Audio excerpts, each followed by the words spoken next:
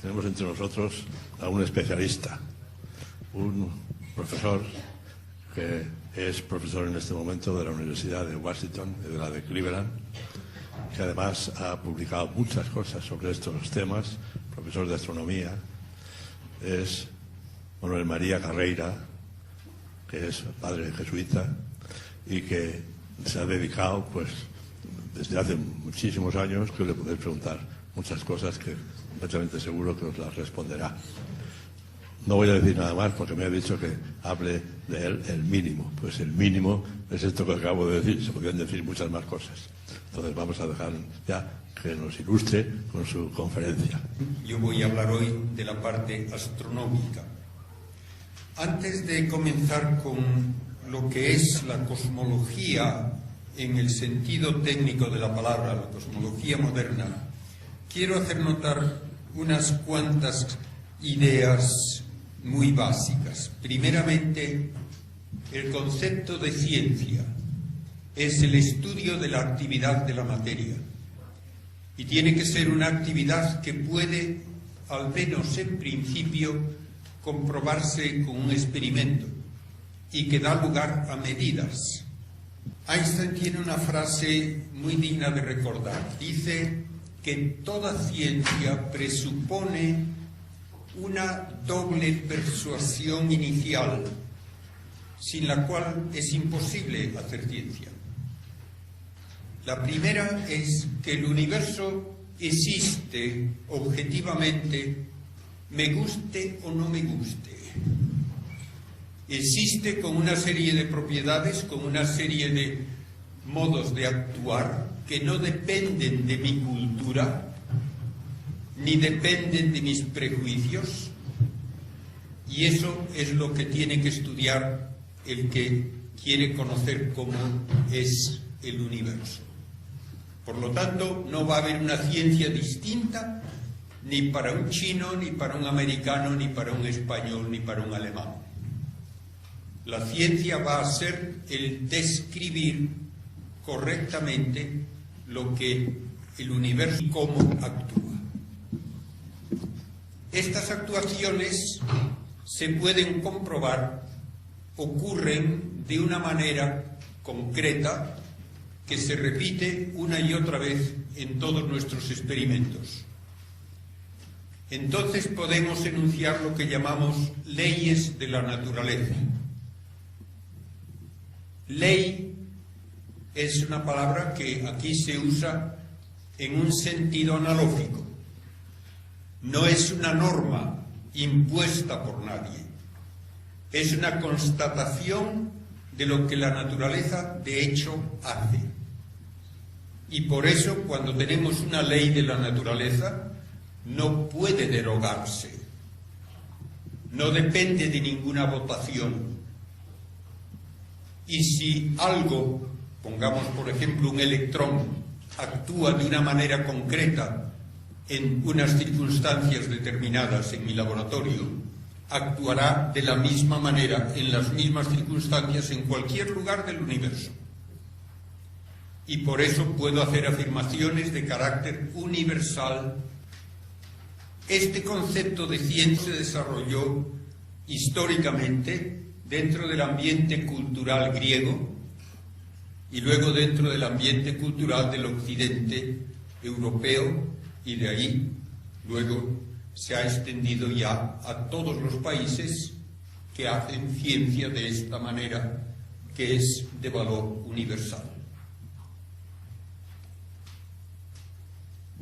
La segunda afirmación de Einstein es que la ciencia es posible porque aceptamos como base también que el universo es inteligible, porque no es absurdo.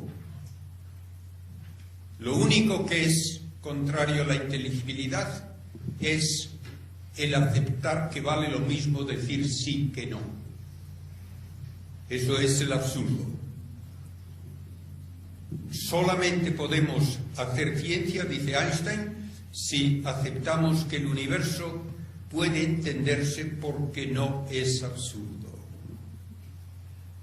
Y para entenderlo tenemos que buscar razones suficientes para explicar aquello que observamos. Uno nunca puede decir que algo ocurre porque sí y quedarse tan tranquilo. Eso no es ciencia. Hay que dar una razón lógica. Cuando a principios del siglo XX preguntaban los astrónomos ¿por qué brilla el Sol?, no aceptaban la respuesta antigua dada por filósofos no científicos. Brilla porque está hecho de una materia brillante. Magnífico. Brilla porque brilla. Eso no vale. Si brilla es porque produce luz y calor. ¿De dónde lo obtiene? Pues tiene que ser de algún tipo de combustible. A principios del siglo XX solamente se consideraba como combustible algo tan básico como el carbón, y se pudo calcular cuánto carbón tendría que quemar el Sol cada segundo para brillar tanto como lo hace. El Sol brilla, en una medida muy casera, de una forma de decirlo, como 4 billones de lámparas de 100 vatios, todas juntas. ¿Cuánto carbón hay que consumir para alimentar esa fuente de energía? Se hacen los cálculos y ¿qué resultaba? Que toda la masa del Sol se habría agotado totalmente en menos de 5.000 años, que naturalmente es menos que la historia bien comprobada de la vida en la Tierra. Entonces no vale la respuesta. No es una razón suficiente el decir que el Sol quema carbón. Hubo que buscar otra fuente de energía 1 millón, más de 1 millón de veces más eficiente, que es la reacción nuclear que produce helio a partir del hidrógeno. Y entonces sí, entonces el Sol pudo ya haber brillado desde hace 5.000 millones de años y todavía le queda mucho por delante. De modo que hay que buscar una razón lógica y una razón suficiente que tiene que basarse naturalmente en cálculos exactos, lo más exactos posibles. Pues bien, esta base me permite primero hacer una estadística, podríamos llamarle, descriptiva de lo que hay en el universo. Y luego, después de hacer astronomía de posición y de descripción, tengo que empezar a hacer astrofísica. Fijarme en lo que hace cada uno de esos componentes del universo, qué procesos ocurren y cómo ocurren y cuánto duran y a qué dan lugar. Esta es la astrofísica en el sentido actual de la palabra. No nos basta decir dónde están los astros, no nos basta decir qué forma tienen, qué color. Queremos saber por qué existen tal como los vemos, cómo han llegado a ser así y cómo van a evolucionar a lo largo de su historia. Con alguna medida que ya hicieron los griegos mucho antes del telescopio, que nos dice cómo es la Tierra. Todavía en muchos libros se sigue diciendo que hasta que Colón fue a América, todo el mundo pensaba que la Tierra era plana. Eso es totalmente falso.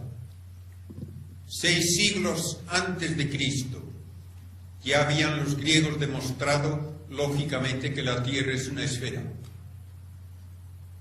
Y 2 siglos antes de Cristo habían medido el tamaño de la Tierra con gran exactitud.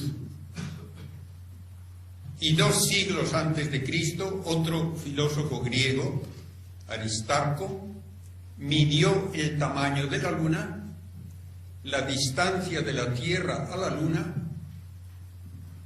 propuso ya como mínimo una distancia de 10 millones de kilómetros entre la Tierra y el Sol, y llegó a proponer que el Sol es el centro de todos los movimientos de los planetas.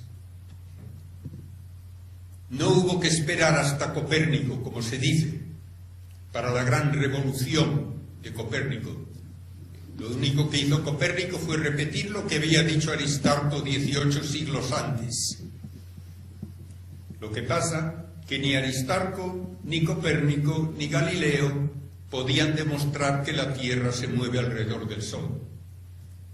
Porque lo más obvio es que si el Sol está a 10 millones de kilómetros de la Tierra, como había dicho Aristarco, como medida mínima, entonces, si uno está en enero a 10 millones de kilómetros del Sol a la derecha, en junio estará a 10 millones de kilómetros a la izquierda. Y parece lógico esperar que con ese cambio de lugar debe cambiar un poco el paisaje de estrellas. Y no cambia.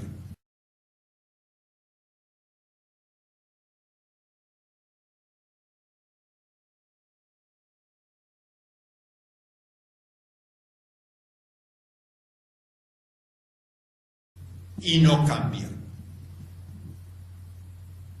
Y porque no se podía observar este cambio, no se tomó como ciencia la idea de que la Tierra va alrededor del Sol en tiempo de Aristarco, ni tampoco en tiempo de Copérnico. Incluso Galileo, aunque le debemos realmente admiración por sus contribuciones, pero se equivocó creyendo que él tenía una prueba de este movimiento de la Tierra. No la tenía. Hubo que esperar hasta 1838 para por fin detectar este pequeñísimo cambio de lugar de alguna estrella más cercana como resultado del movimiento de la Tierra en su órbita.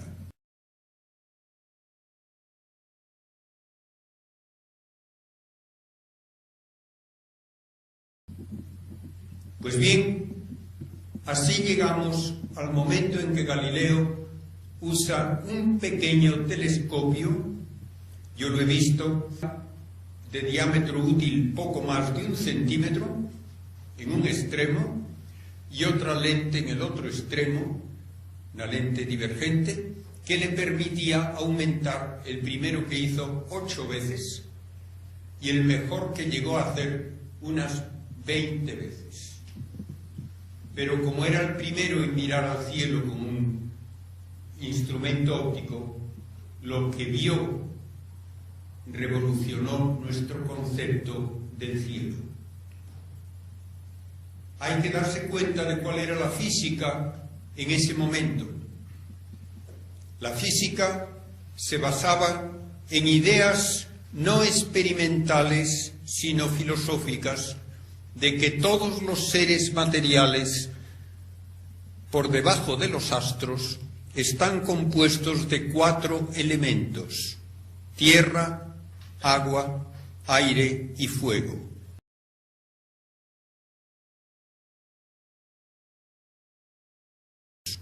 Tierra, agua, aire y fuego. Y todos los astros de un 5.º elemento, le llamaban la 5ª esencia. Cada uno de estos elementos tenía una dignidad que determinaba dónde debía encontrarse. Los más dignos, más altos. Entonces los astros tenían que estar arriba, porque estaban hechos de ese 5.º elemento, que además tenía la propiedad de ser inmutable, incorruptible, y que brillaba por su cuenta, y se movía siempre en círculos perfectos, y siempre tenía forma esférica. Eso explicaba que los astros estuviesen a gran distancia sobre nosotros y que no se cayesen. porque estaban en su propio lugar.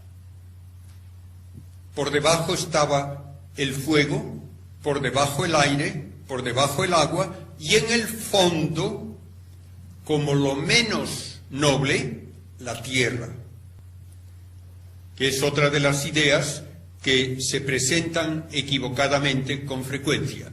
Se dice que se ponía la tierra en el centro porque pensaban que éramos nosotros muy importantes y teníamos que estar en el centro. Eso es pura tontería.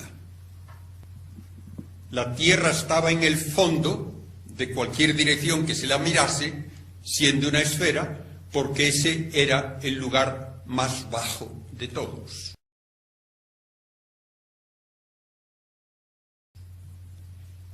Pues bien, con las observaciones de Galileo, en muy poco tiempo demostró que la Luna no es una esfera perfecta.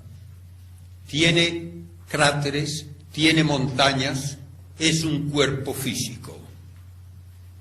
El Sol no es incorruptible, tiene manchas que aparecen y desaparecen de un día para otro.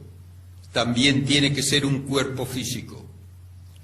Y vio 4 astros, puntitos luminosos, moviéndose alrededor de Júpiter, con lo cual demostró de un golpe que no todo tiene que ir alrededor del Sol y tampoco todo tiene que ir alrededor de la Tierra. Y así empieza la astronomía moderna. Empieza con la síntesis que da Newton, en que los movimientos de los astros alrededor del Sol, la caída de un cuerpo como una manzana, el que haya mareas, el que la Luna vaya alrededor de la Tierra, todo tiene la misma única explicación, lo que llamamos la ley de la gravedad, que él prudentemente formuló diciendo: todo ocurre como si los cuerpos se atrajesen con una atracción proporcional a sus masas, inversamente proporcional al cuadrado de la distancia. Cuando le preguntaban por qué hay esa atracción, qué hace el Sol para tirar de la Tierra, o la Luna para tirar de la, y la Tierra para tirar de la Luna, dijo: no lo sé, no hago hipótesis. Nadie supo explicar por qué se da este fenómeno hasta ya el siglo XX.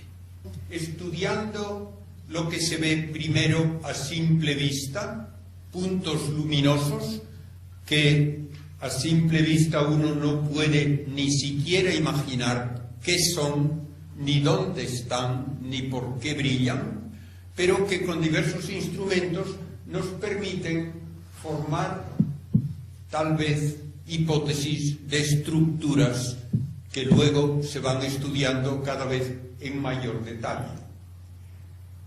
Las estrellas parecen rodearnos como una banda relativamente concentrada que cruza el cielo, a la que llamamos la Vía Láctea. Da la impresión, mientras uno la ve a simple vista, de que estamos en el centro de un disco que cuando se ve de canto tiene muchas más estrellas que cuando lo vemos en su espesor.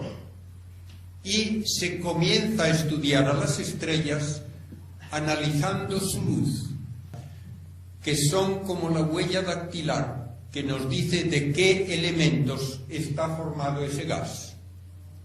Y si hay un gas frío frente a la bombilla, tenemos líneas oscuras que también me permiten saber de qué elementos está compuesto el gas.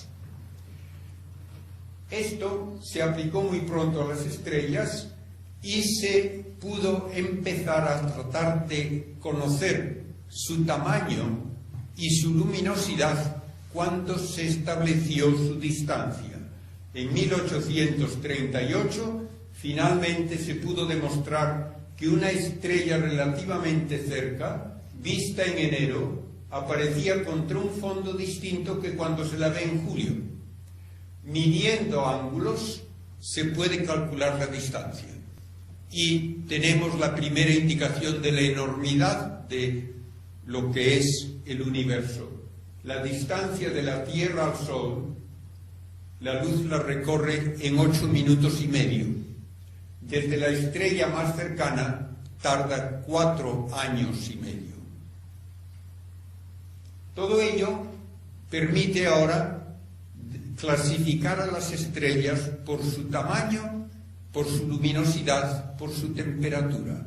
Y hay estrellas azules con una temperatura superficial de unos 30.000 grados, estrellas como el Sol con unos 6.000 grados de temperatura y otras de color rojizo con 3.000 o menos. Y podemos clasificar a las estrellas en un diagrama en que, sabiendo su distancia y su temperatura, podemos saber su luminosidad. Y hay estrellas gigantes azules que brillan hasta 1 millón de veces más que el Sol, estrellas rojas enanas que solo brillan 1/1000ª parte, y el Sol resulta ser una estrella mayor que más del 90% de todas las que podemos observar. Esta clasificación de las estrellas por su luminosidad y su color la propuso por primera vez el padre Secchi, un jesuita de Roma, que fue honrado por la Agrupación Astronómica Internacional en 1978 con un congreso en Roma del centenario de su muerte por ser el fundador de la astrofísica. Y ahora que ya tenemos a las estrellas clasificadas, en términos de su luminosidad y de su masa, podemos calcular cuánto pueden durar. Sorprendentemente, cuanta más masa tiene una estrella, más pronto se consume. Porque una estrella puede tener 30 o hasta 50 veces la masa del Sol, pero brilla 1 millón de veces más.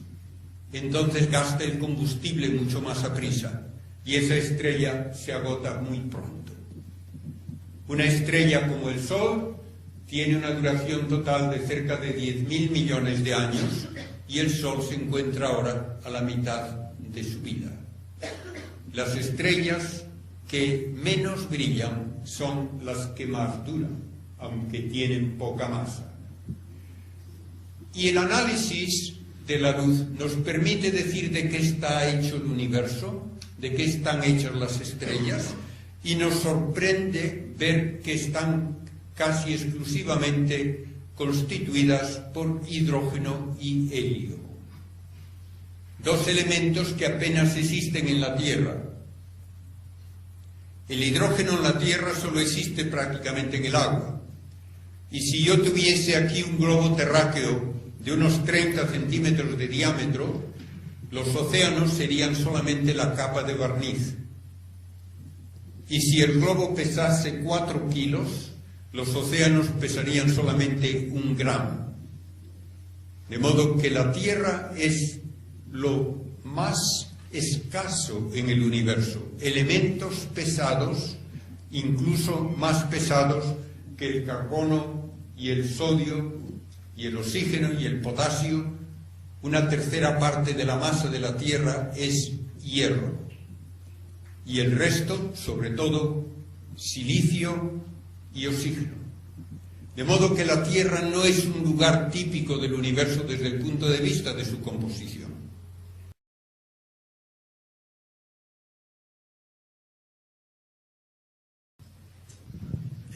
Entiendo que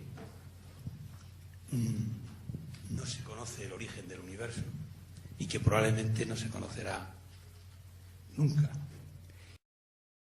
Voy a contestar a esto primero porque ha mencionado una palabra que yo debía haber mencionado y que nos cuesta trabajo utilizar.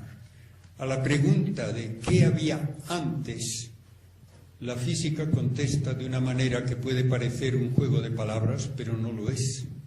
No había antes. Porque el tiempo es un parámetro de la materia. Por lo tanto, cuando uno habla en física, ¿qué es la materia?, da una definición que suele hacerse así en física, es operativa.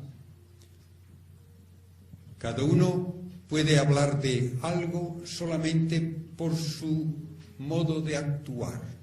No tenemos una intuición de las esencias. ¿Qué es materia para un físico? Es todo y solo aquello que puede tener alguna interacción por una de las 4 fuerzas, por lo menos: la gravitatoria, la electromagnética, la nuclear fuerte y la nuclear débil. Y esto abarca partículas, energía, vacío físico, espacio y tiempo. Todo eso es materia. Por tanto, si comenzó a existir el universo, comenzó a existir todo eso de un golpe. Y no se puede hablar ni de un espacio previo, ni de un tiempo previo. La segunda es, ¿qué sentido tiene? Primero, tampoco se conoce el origen de la vida.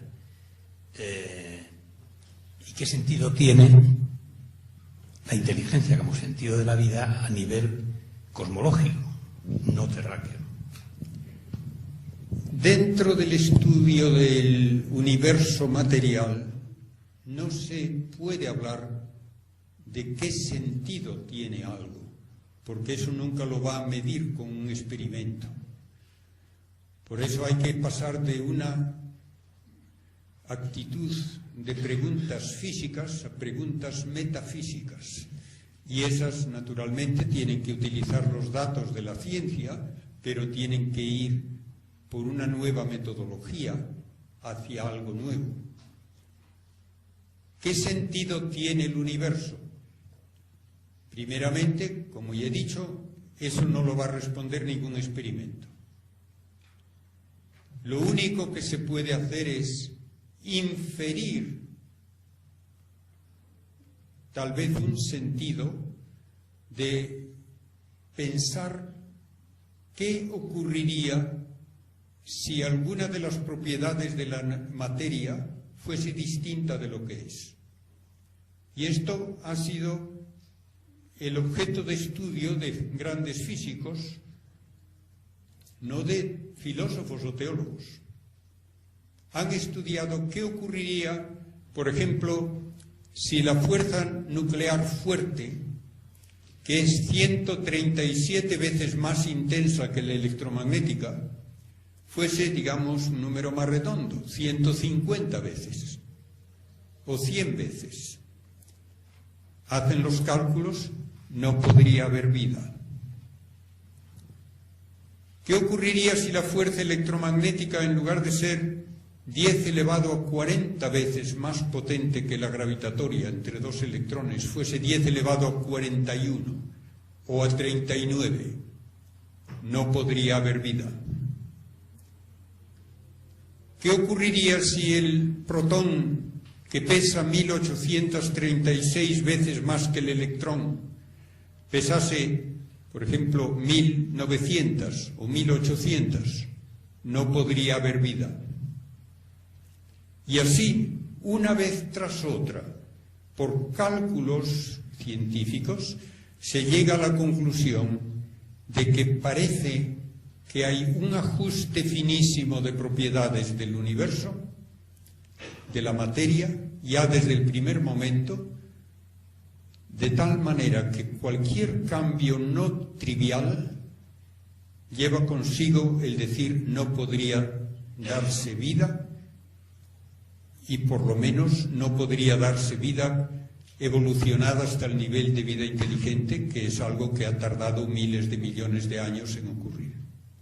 Por lo tanto, ahí se busca un sentido y se enuncia, y lo repito, esto lo han hecho físicos, con el título de el principio antrópico, que viene a decir que el universo es como es porque tiene el ajuste de propiedades adecuado para que pueda finalmente aparecer la vida inteligente. Y yo tengo un libro a varios científicos de mucho renombre que se titula así: el principio antrópico cosmológico y hacen cálculos con todo rigor en contra de las ideas de que por azar puede ocurrir esto y lo otro y lo demás allá. Pues dice no, aquí uno no puede menos, como dice también Wheeler, de sentir como que el universo estaba preparándose para nuestra existencia. Naturalmente esto no es física, esto no es ciencia, es una metafísica basada en los datos y los cálculos científicos, pero no es ni debe presentarse como ciencia física. Pero puede dar entonces una respuesta a la pregunta de si tiene sentido el universo. Tiene sentido si se ve como hecho con gran precisión para que pueda existir la vida humana, la vida inteligente, por lo menos en un sitio. De modo que tenemos ahí una base de datos sobre la cual tenemos que inferir tal vez una respuesta para la pregunta de si el universo tiene sentido. Bueno, la pregunta mía es esta. Normalmente nos acercamos a la materia desde las matemáticas. Nosotros concebimos la materia y la inteligimos matemáticamente, pero la propuesta que hace la cosmología es la contraria, es inteligir los conceptos matemáticos como la distancia, como parte de la materia o como otra forma de materia. Es un concepto que no me queda muy claro y que me hace replantear qué es masa y qué es el universo también, porque yo lo concebía como una prolongación de las distancias, como el sitio donde está la masa que puede inteligir. Mire, yo les recordaría algo muy elemental. La matemática es una invención humana para hablar de relaciones cuantitativas, pero no tiene por qué referirse a la realidad. Yo nunca me encuentro por la calle con una raíz cuadrada.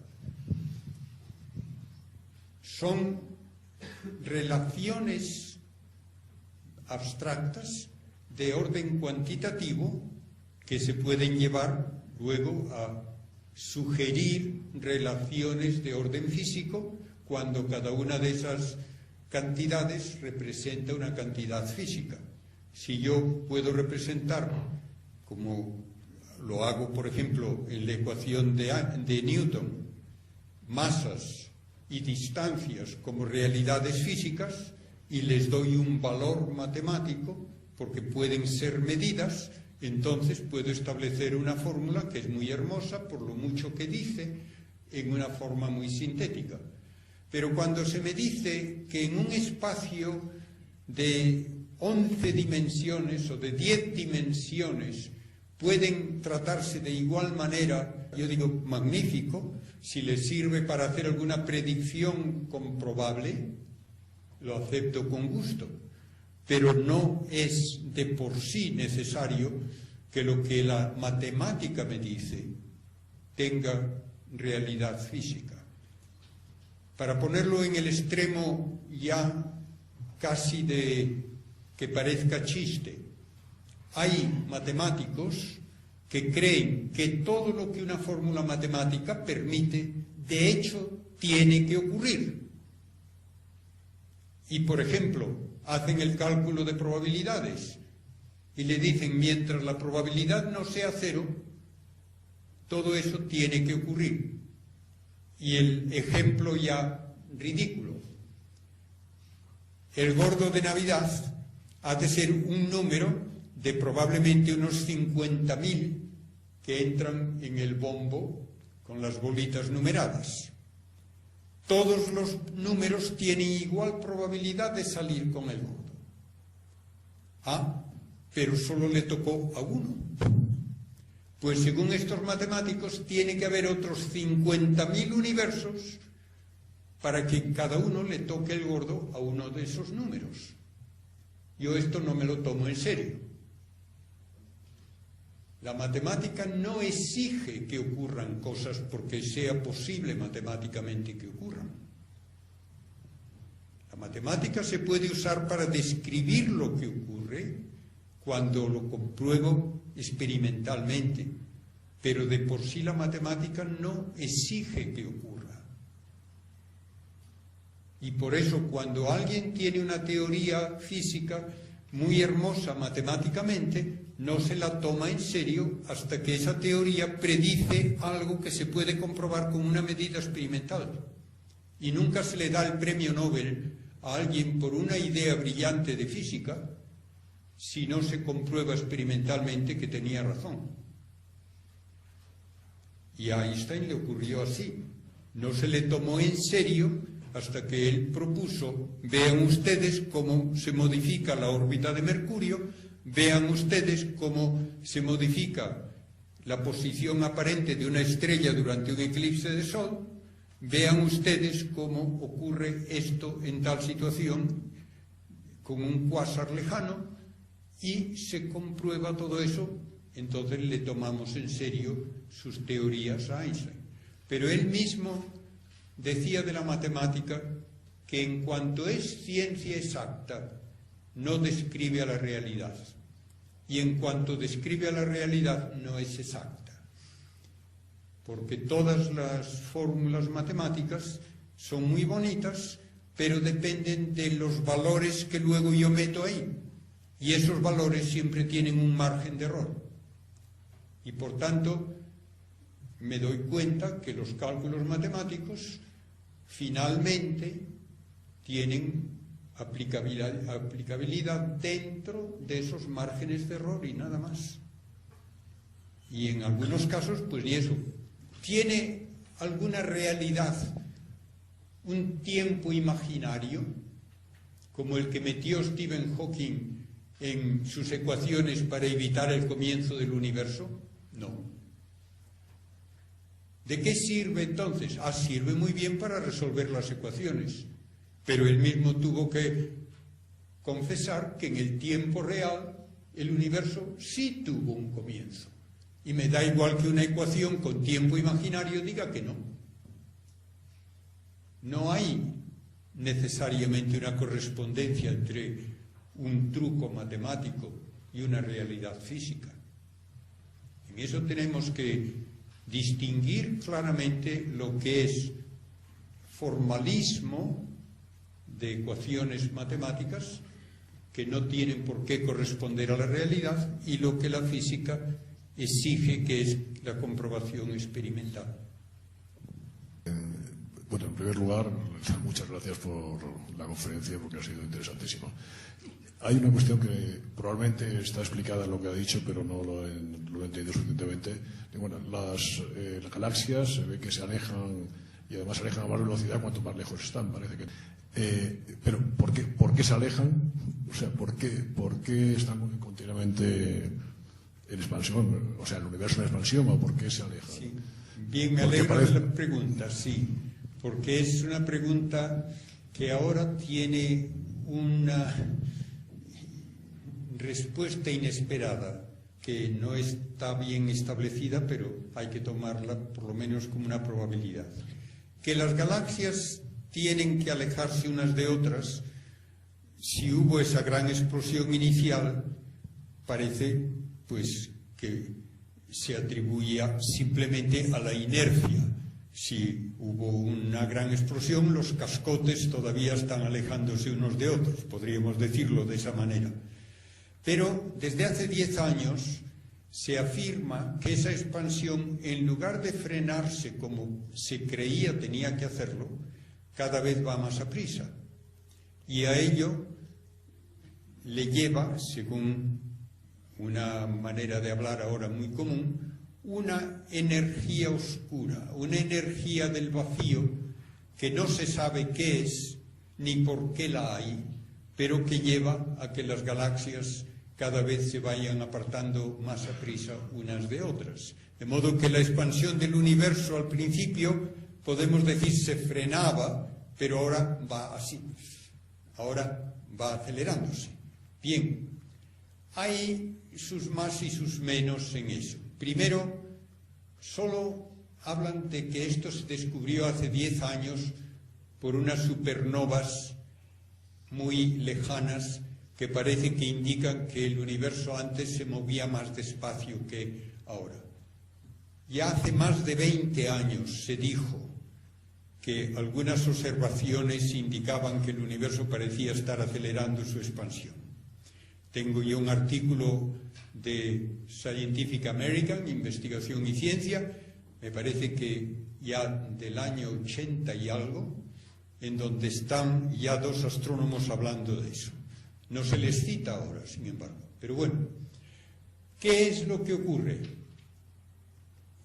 Que hay la posibilidad de que tengan que introducirse de nuevo la idea de Einstein de una constante cosmológica que representa una energía del vacío que produce antigravedad. Esto yo por ahora lo considero una hipótesis meramente matemática, por 2 razones. Primero, tengo cálculos hechos además por 2 profesores de aquí de Madrid, de la Universidad Autónoma, en que sin energía oscura alguna y sin la supuesta también materia oscura que se habla muchas veces, dan exactamente los valores adecuados de la edad del universo y de la velocidad de alejamiento de las galaxias a lo largo de su historia. De modo que hay posibilidades matemáticas incluso de describir lo que de hecho se observa sin recurrir ni a la masa oscura ni a la energía oscura. Con respecto a la masa oscura, un cosmólogo de Tel Aviv, de Israel, Mardokai Milgrom, ha propuesto ya hace más de 10 años una modificación de la mecánica de Newton que él dice tiene que modificarse, y lo aceptamos todos, la mecánica de Newton, en situaciones de enorme cantidad de masa que nos lleva a usar la relatividad general. Él propone que también hay que modificarla un poco cuando la densidad es mínima. Y con esa pequeña modificación, las curvas de rotación de las galaxias, que eran la razón de proponer la materia oscura, se reproducen perfectamente, encajan como un guante en lo que se observa. Y no hace falta la materia oscura, entonces.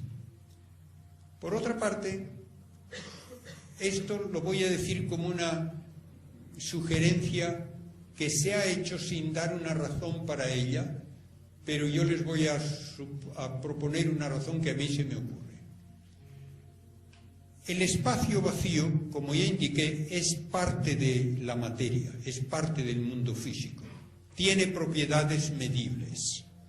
Tiene propiedades geométricas que cambian con la presencia de masa y tiene una constante dieléctrica, epsilon sub 0, y una permeabilidad magnética, mu sub 0, que determinan la velocidad de la luz en el vacío. Pues bien, al expandirse el espacio desde un volumen mínimo hasta la grandeza del universo que hoy observamos, sus propiedades geométricas han cambiado drásticamente.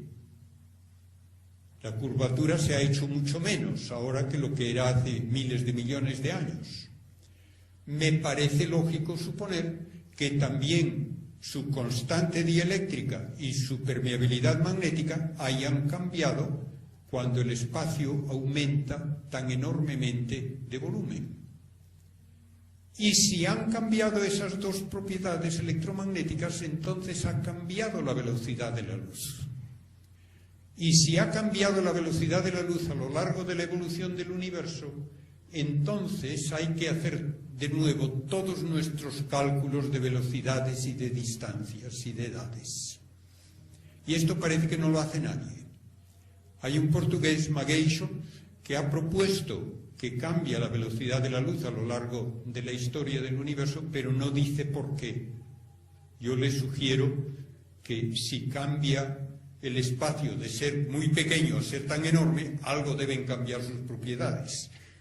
Y entonces tendríamos que recalcular todo lo que es la expansión del universo que hoy observamos. De modo que quedan todavía incógnitas que me parece van a dar que hacer en el futuro. Y una de ellas es si el universo de veras está acelerando su expansión o si ese es un efecto aparente de alguna de estas otras consideraciones.